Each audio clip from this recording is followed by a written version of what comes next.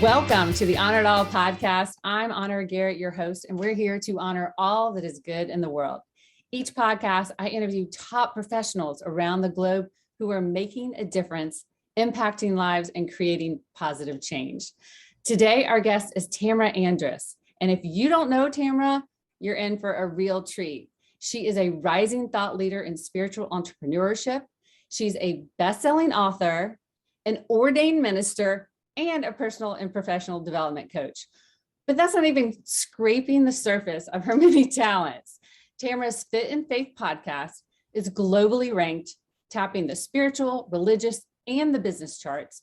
Her company, Fit and Faith Media, is a business and broadcasting company supporting founders, innovators, trailblazers, obviously fit, F-I-T, with podcasting production, book publishing, e-course integration, and coaching program implementation. That is like an entrepreneur's dream person to know. But what I love most about Tamra is her energy. To be in her presence is, like when you're wearing a coat and you put your hand in a $20 bill just shows up. I mean, she literally just makes your day better. So Tamra, I'm so excited to have you here on the Honor It All podcast. Welcome. How are you?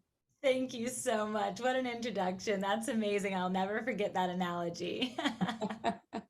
I'm the extra 20 you find in your pocket on a bad rainy day. Exactly. You're just that spark. And I just remember when we first met, and I think it's the power of really just reaching out to people. And you responded to something where I was talking about faith and the whole energy world, because how do you be a Christian and then believe in energy at the same time? And I loved our discussion because we both love the Lord, but we know that there's more because God created it all, right? Yeah. So I've been doing some research on that, and I came across a book called Splankna, and it really helped me understand that, you know what, God created everything. So energy in and of itself is a good thing. There's nothing wrong with energy, and he manifests as things. It's all over the Bible. However, it can be taken the wrong way, just like anything can be taken out of context. 100%. So I think that's where a lot of people, they skew it. And then once it gets skewed in one direction and somebody adopts that understanding, that's how movements are made, right? That's how the Roman Catholic Church was established, right? Somebody had a perspective, they had a loud enough voice, and they had a cohort of people who were willing to stand alongside them in the belief system and the constructs and confines of their understanding of denomination. And denominations have since broken out and broken off across the world in this way. And ultimately, if we go back to the root of it all, and that's where you and I were having our conversation, is like the root of all of these ideologies that people are studying or practicing or talking about, even the spiritual being of God that's been transversed into so many different pieces, idols, places, right, is the knowing that it all started with him. And so the fact that we are attuned to be curious about it is God in and of itself. The fact that we have intuition towards something is God in and of himself. And so I just think it's amazing how he has rooted us so granularly with the understanding of these things. And I love the shift that society is making towards understanding that there is a parallel and that science and Christianity are connected with intention. And that's God's design. Yeah, it really gives me chills because I realize and I believe it's part of faith. You can't see faith. It's a feeling, it's a belief, it does make its way manifest so you can see it, but I love how it's all coming together. But so that's how we met. But really, honestly, Tamra, I just want to get personal. Yeah, let's do it. I want to know, I believe everyone has a story that really helps and it really shapes who they are becoming. And you have a book called Always Becoming. So Got it can you, right. and I can't wait to read it. Yes, show everybody. Okay, that's Yeah, I'm awesome. so excited about it. It was such a And fun in the process making, and I am one of those people, I'm a visual learner for the most part, so much so that when God and I have conversations, it's very vision oriented.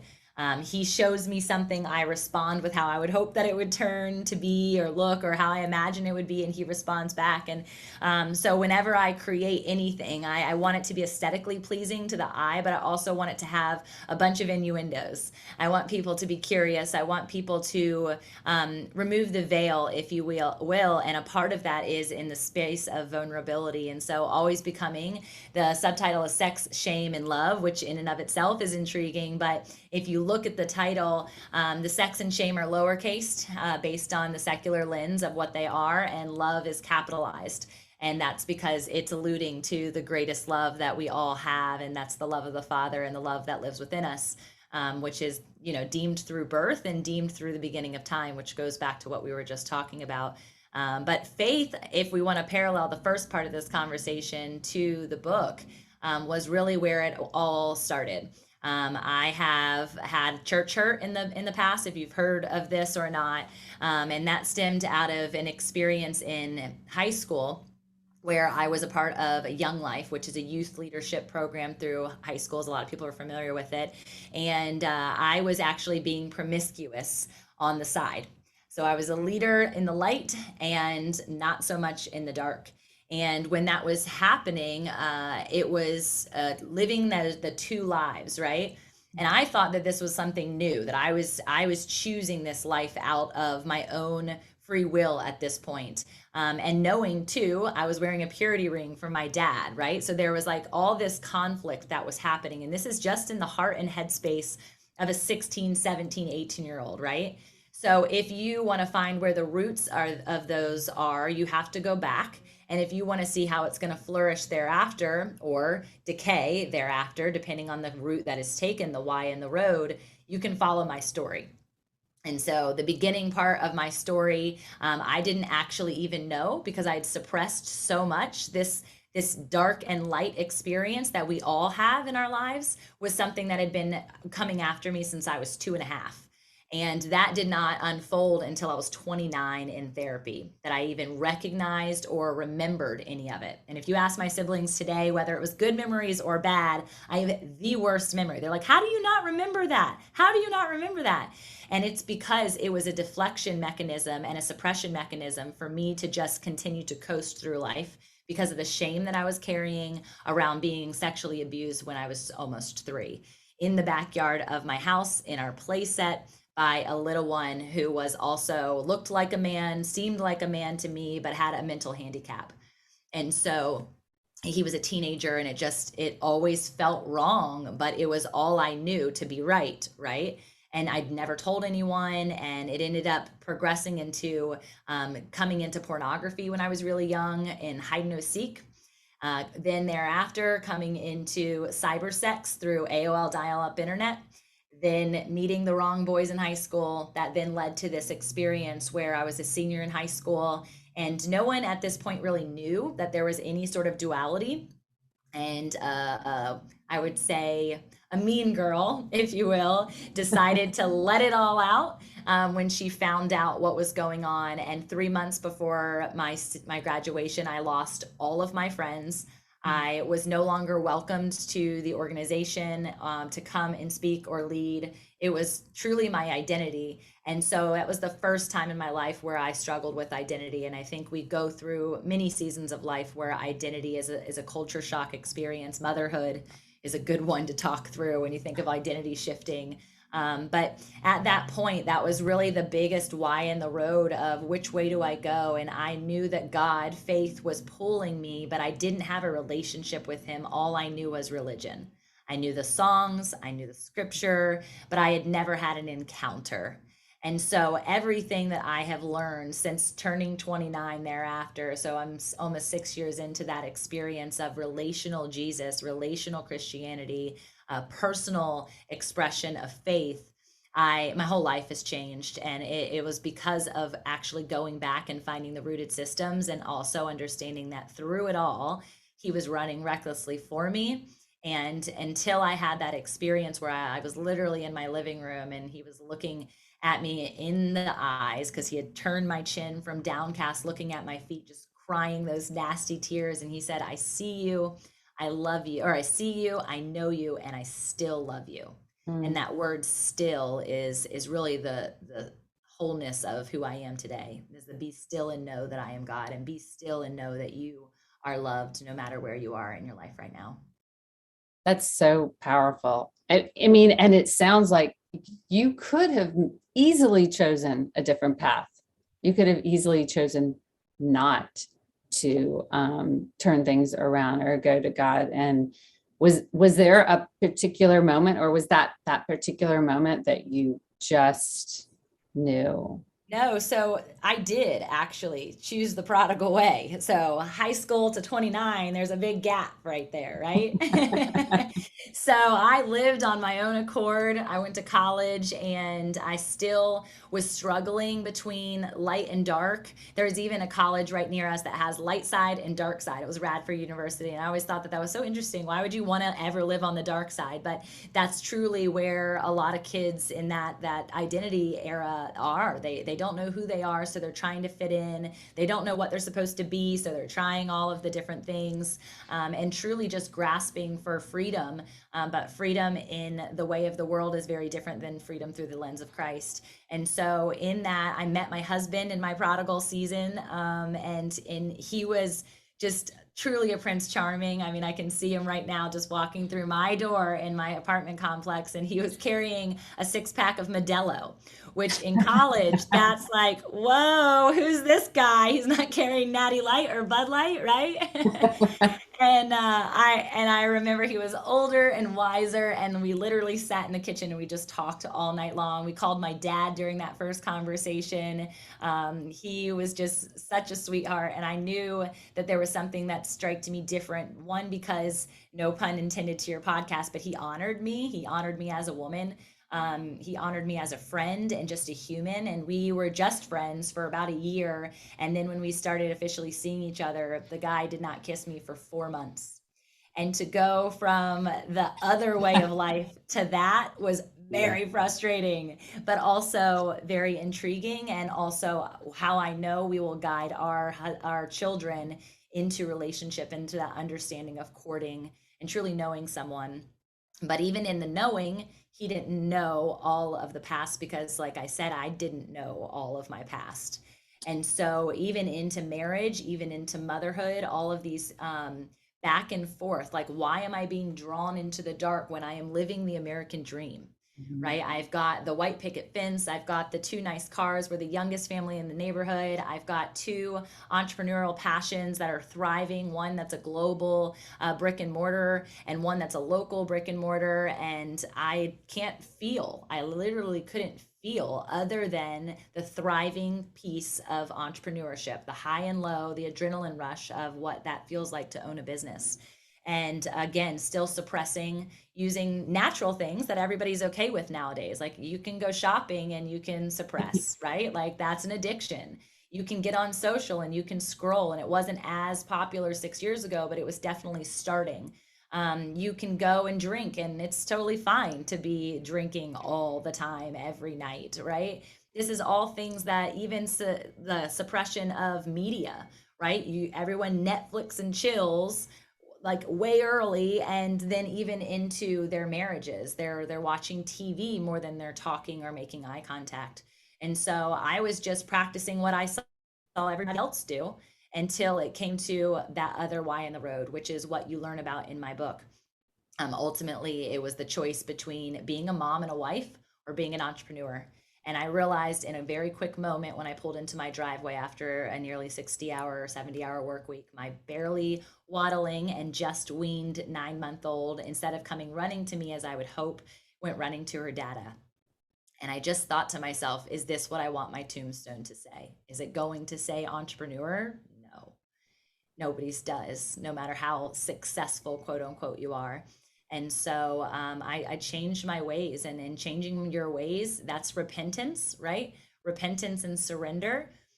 They've got a bad rap when it comes to religion. But ultimately, it's just a release of control, and it's a change of mind. And I changed my mind pretty quickly, but I needed a lot of help to stay there.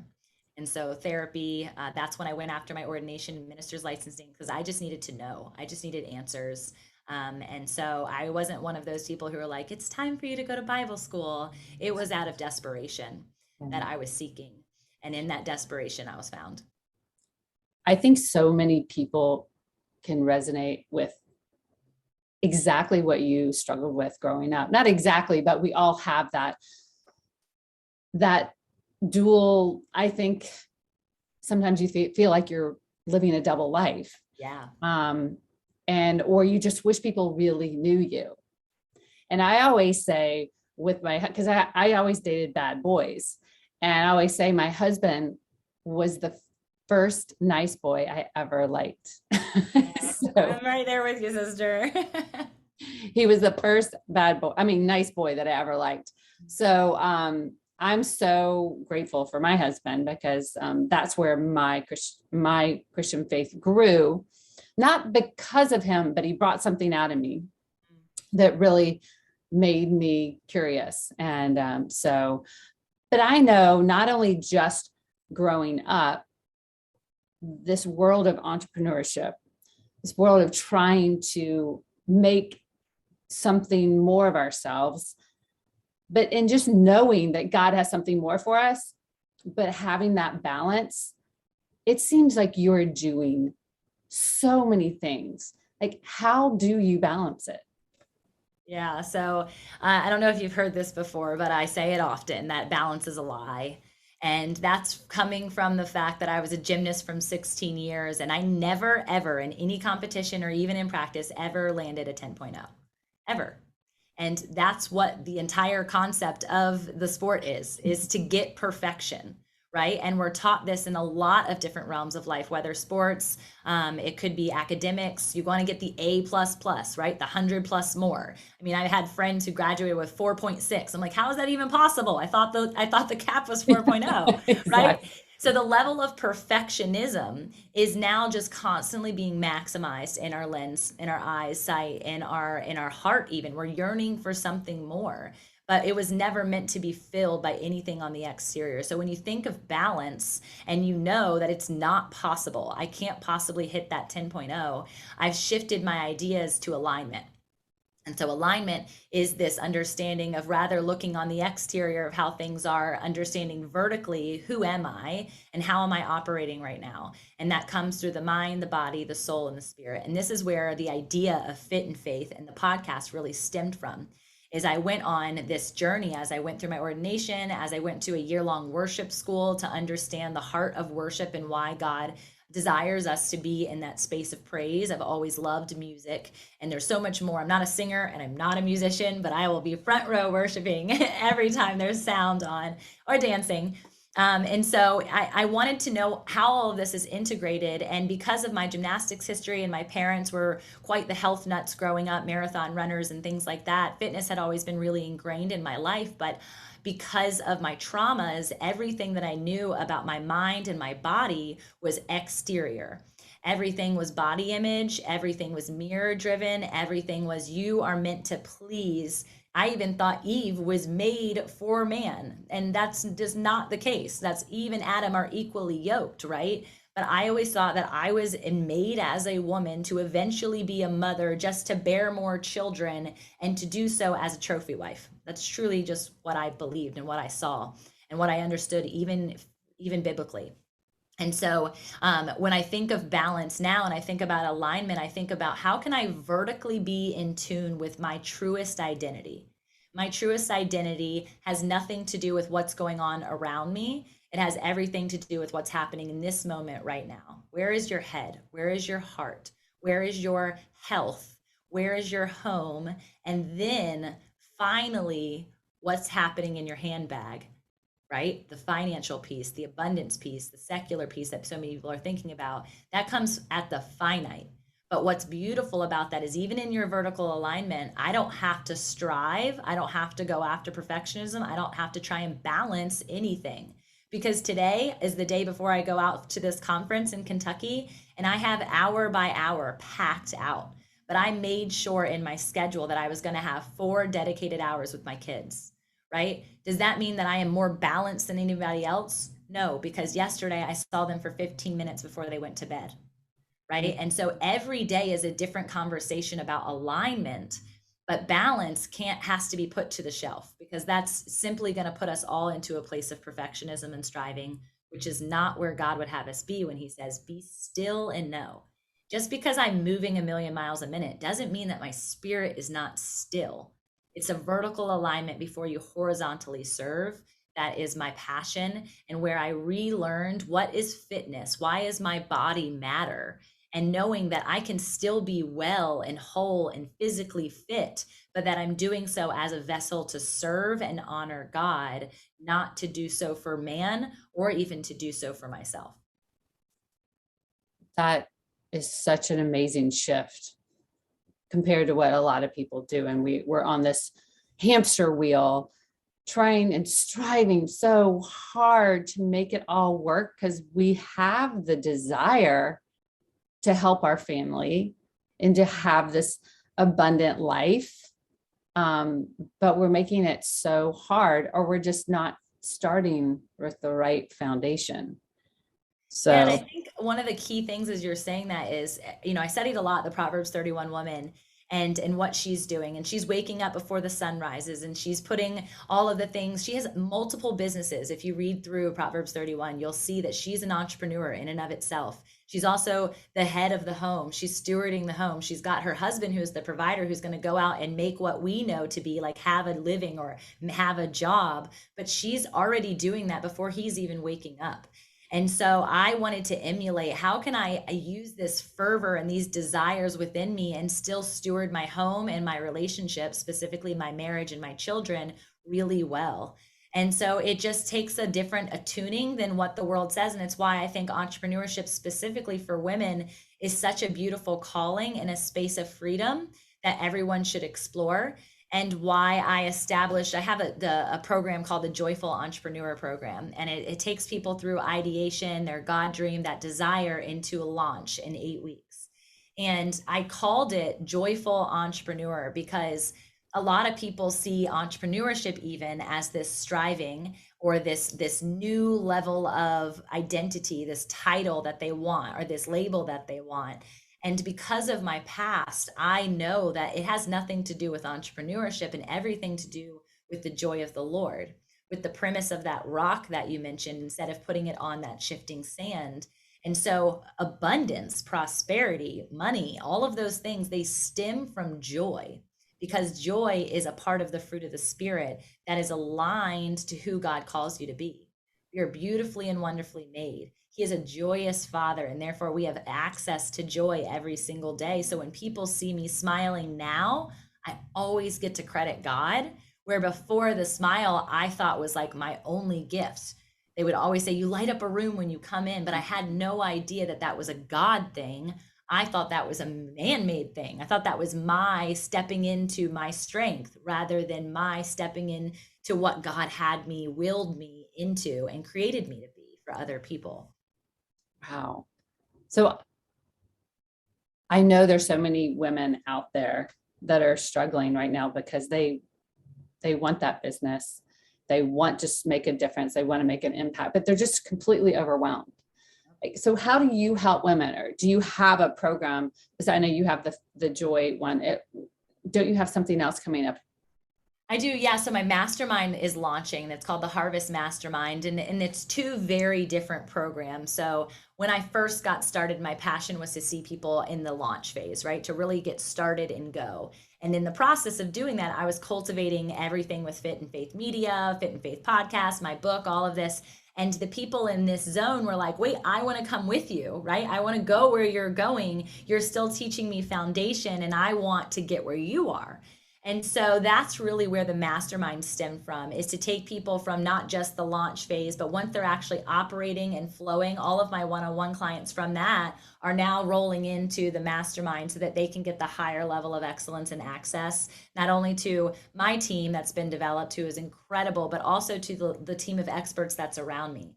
I've got speaking coaches, I've got author and writing coaches, I've got all of these people who have partnered to create the area that I am currently existing in, and I'm constantly stepping into larger zones of excellence and geniuses in order to fuel the people that are coming behind me, because I really feel that's what it's about. I could go a bunch of places, but if I'm not bringing people with me, I'm not actually discipling anyone, and that's a part of my calling. But I want to speak specifically to that conversation of overwhelm versus joy, because it doesn't matter if you're just starting out and you feel totally overwhelmed by any of the lingo that people are using, or you're 3 years in and you're doing phenomenally and you're making 10, 25, 50K a month. They're both overwhelming, but in totally different ways. And you think that you experiencing one versus the other, like, I would love to go back to startup phase, because startup phase, while it's overwhelming, I'm in stride there. Like, I've started so many businesses. I'm like, this is awesome, let's go. But when it comes to, like, I have to make money, I have to manage a team, other people are getting fed on their family before mine are. Profit first, don't do that. But that's how I have constructed my business intentionally, because of the way that my husband, who is also an entrepreneur, has created our family finances.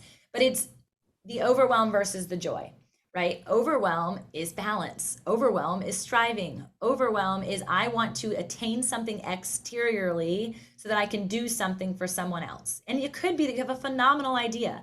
It could be that you want to even start a nonprofit or a ministry, and it's doing from, like, the goodness of your heart, and it's a God will. But God does not call you to a heavy burden. He calls you to things that are light. And so, in order for you to experience entrepreneurship in light, you have to have that vertical piece first. And so, I do a lot of work around this 3 thumbprint idea of being, brand, and then business. Being is your identity. Brand is who other people experience you are through your rooted identity. And then you build a business. But a lot of people do it backwards. They're like, I want to build a business. And now, oh, I have to do a brand. Okay, let's put all those pieces in to create the brand. And then somewhere along the way, whether it's thriving or they're just surviving, they crash and burn. That was my story. And so I knew that the flip of the script was the foundation of every successful business, whatever success means to you. And ultimately, it always goes back to identity. What do you tell all those people who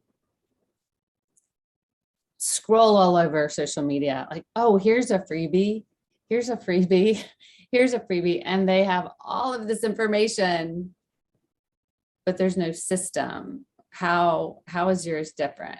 Obviously, it is different. It sounds exciting, amazing. Yeah.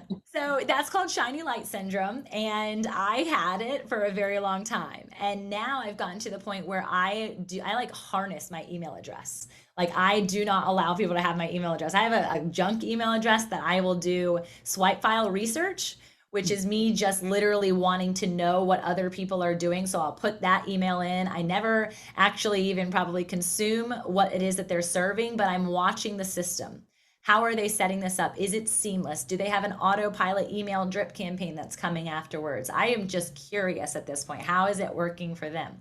And so that's really where that 8-week program comes into play, is we systemize all of the ideas. We put everything into a methodology and into a flow, because joy and flow are connected. When you're operating in flow, and this is a mind, body, soul, spirit experience, where you're realizing, I am standing in my zone of genius. I am doing this because it's gift and talent from God, rather than me trying to put a square peg into a round hole, which a lot of us do when we think we have a good idea. And so operating in flow and joy allows this program to get you to a place that you become a magnet rather than going fishing, right? Like fishing, you're like, oh my God, I got to go into social media. There's millions and billions of people hanging out here, and I just am trying to catch one today, right? What happens next? You catch the one. Now you got to go and you got to catch another one, right? And instead of that, what does Jesus do for Peter? and John, right? Peter and John. Yeah. He actually says, "Come with me and I will make you fishers of men." How does he do that? Why does he do that? One, he shows them in the flesh, I can give you all the fish that you want, which is the abundance and prosperity God that we seek. So don't think that you serve a God that is poor. That's a huge mentality that the ministry and the church has put over people. You are earned, you are valued, you are worthy, and therefore there is a financial piece that is a part of that prosperity and abundance.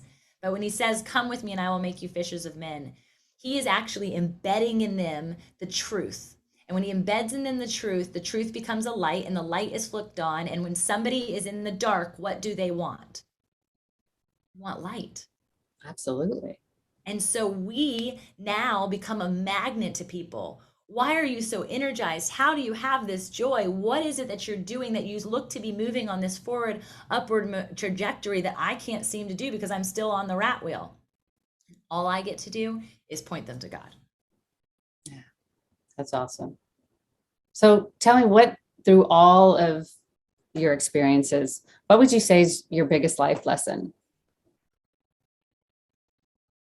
The grass is not greener on the other side. It's greener where you water it. Right. Yeah. And so that's, comparison is a thief of joy. I'm sure you've heard that before. And we live in a society of comparison on all fronts. And so we're constantly looking at other people's yards. I mean, just think about it for Halloween or Thanksgiving or Christmas is about to come up, and you actually take your car and you pile your family in and you say, "Let's go look at everyone else's lights." And it's fun, right? And it's great. And you're like, "Wow, that's amazing. Oh, I wish we did this. Mama, why don't you decorate as much as they do?" Right? And this is something as a mom I've literally dealt with and tried to understand and unpack Halloween and why we don't put up skeletons and ghouls and goblins and all of that. Right. And I'll decorate and I'll trick or treat with you, but this is different, right? How do you then take what the world has told you to do and shift it, flip the script on it, and help them understand that what we do in our home might look really different than everybody else? What you do in your business might be really different than everybody else. You might not be on social media 5 times a day, every single day. And that's okay if that's not your joy, if that's sucking you dry, that's not your home. Home is where the heart is. Home is where you're able to go and rest and be and fuel. And if you don't have a safe haven in those spaces, you can't go out and expect that the fish are just going to come. You have to have bait, and bait comes from a wellspring. That's beautiful. And because my husband is a football coach, I've grown up with competition. We got to be the best. We got to win. We got to, you got to win the game. And I'm trying to have this shift of, it's not about competition. It's not about comparison. It's about creating. Yeah. God made us these creative beings, and it's all inside of us. Mm-hmm. So, and we need to figure out how to bring that out. And obviously that's focusing on him. And so, well, and it's also the recognition. And as you're saying the word creating, I'm immediately going to art, and I love art in so many realms. And it's like thinking of that mosaic, right? Because that's really where we probably sit within the creativity realm of entrepreneurship. It feels like you have all these things that you could do, and they're all broken in front of you, and like, ooh, this color is pretty. Let me put this one up today, right? And as you're doing that, you're actually realizing that there's missing pieces, and the missing pieces are the community. The missing pieces are the collaborators. And so it's not about that competition. It's saying, what piece do you have? How interesting that could look, that could work right here. And that's where those partnerships and strategic alliances have to come into play. So no different than us having this conversation here. You could just say, I'm going to have a podcast all about me. And I'm going to talk every single week, and nobody else is going to have access to anything except for my heart and head, which is fine. There's plenty of podcasts that are successful that do that.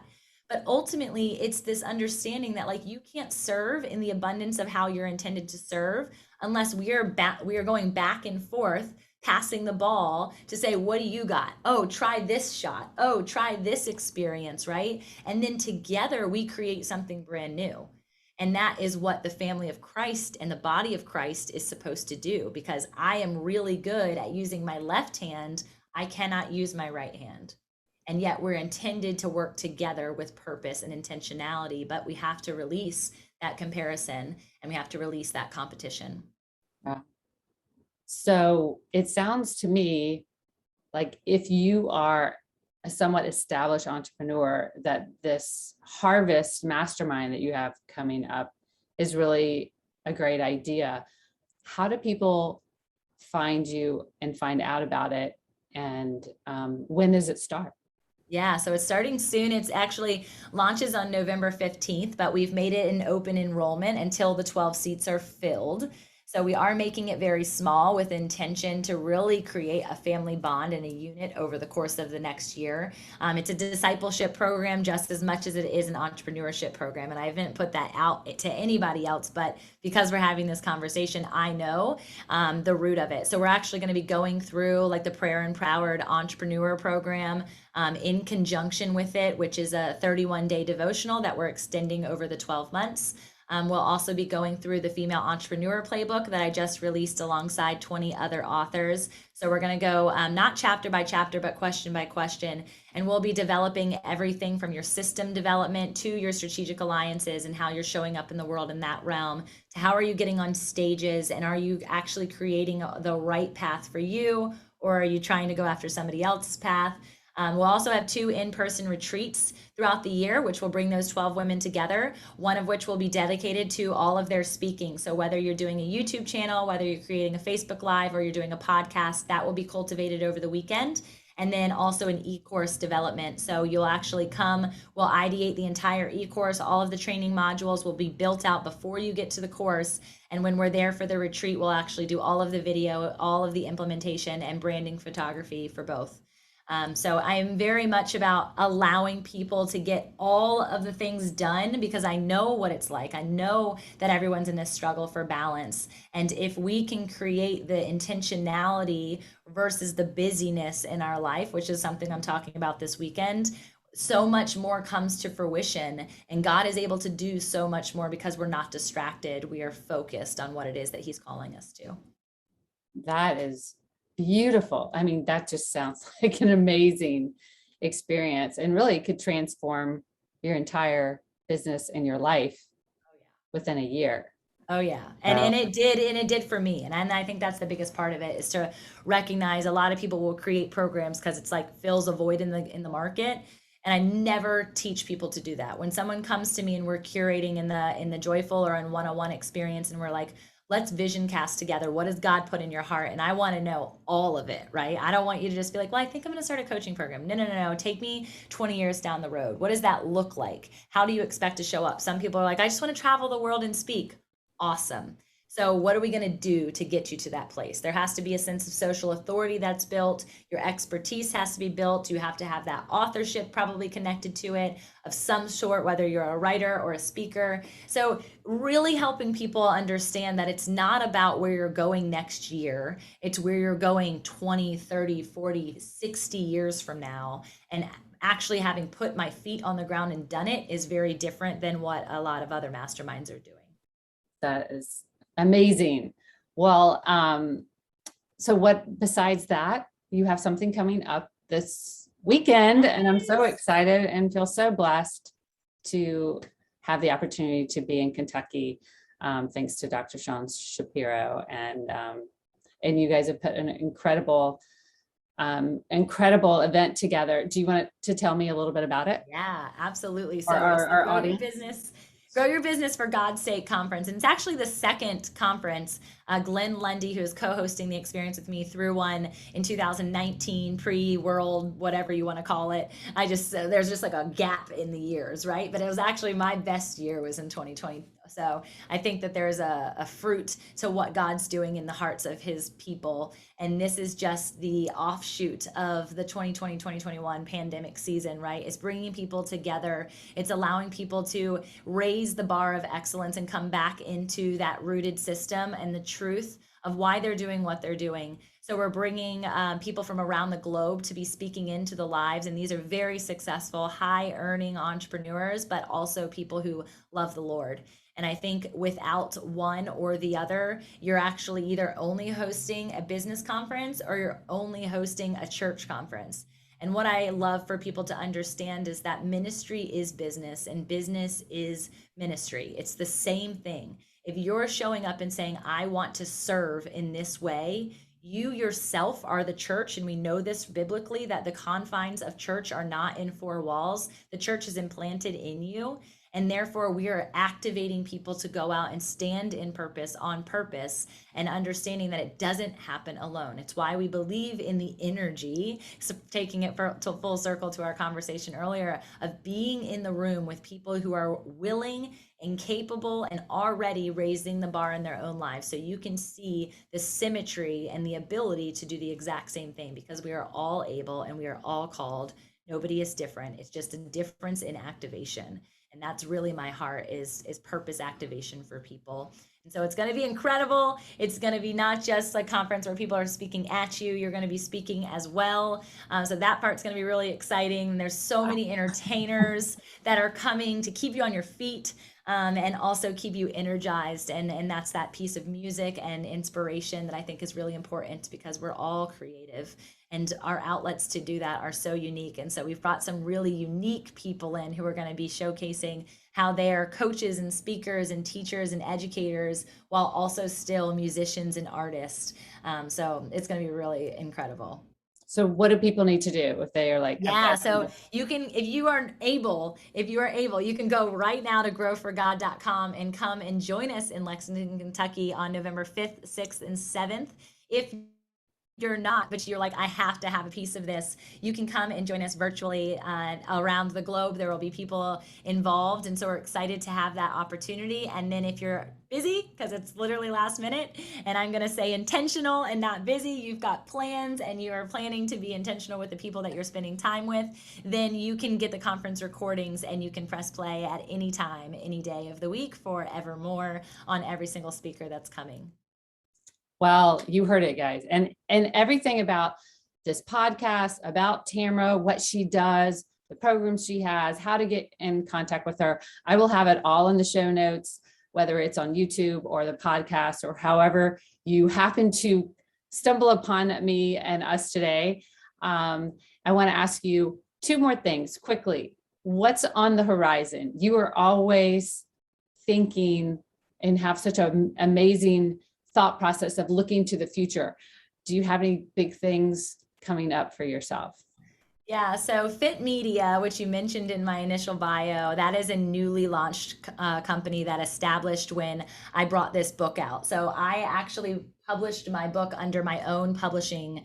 It's called Fit Pressed. And so there's Fit Press, there's Fit Publishing, which is with the podcasting, and there's Fit eCourse and coaching. And so each area of the entities that we mentioned are coming to life next year. I've already been doing this work, but I know that there are more messages that need to get out there. And I am super excited to help authors, specifically Christian authors, bring their messages to light, and do so with a white glove experience, so that they don't feel stuck in the process or inhibited by big name publishers or agents that are trying to steal a dollar. I don't worry about royalties. They're all yours, every penny. I just help you through the process to get onto that bestsellers list and get you activated into the community as an author, that then can take you to the stages and the courses and the business that you really want to have.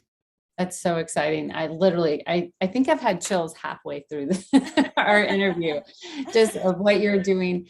But Tamra, I love to ask the same question to every guest as I end my podcast. This is called the Honor It All podcast. So what are you choosing to honor today? What a great question today, because I could think of so many for life. But today, I'm going to honor my voice.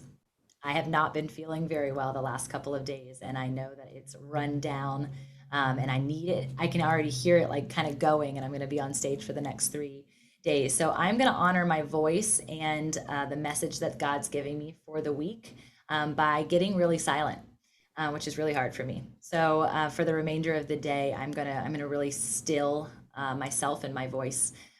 So that's where I'm going to go with that today. I appreciate that question and that conviction. I always come to every experience, and you listen to my podcast, so you hear this, as every experience when it comes to podcasting, I come with open hands of what can I learn right? And so while I'm coming to share, I always want to learn from the person that I'm with. And so this question, what can I honor today, is really special. Thank you. Thank you. Well, that's a perfect way to complete this episode. We want you to go honor your voice and yourself and get rest. So thank you. This has been a wonderful episode with, to me, the superstar, Tamra Andress. Thank you, Tamra. Until next time, remember, we are not promised tomorrow. So be present today. That is the gift. And take time to honor it all. Thank you, Tamra. Amen. Thank you, sister.